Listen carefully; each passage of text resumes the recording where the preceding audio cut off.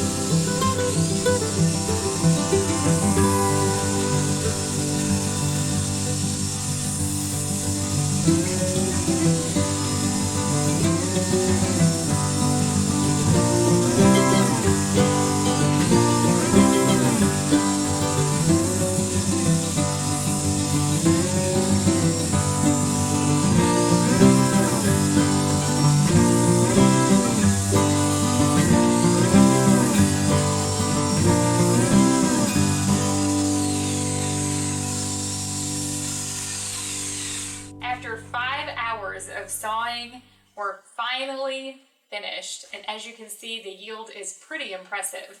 Yeah, this workbench is 6 feet long, and we've got the wood pile 12 inches tall on it, and we got some over here too. We didn't want to put any more weight on the workbench.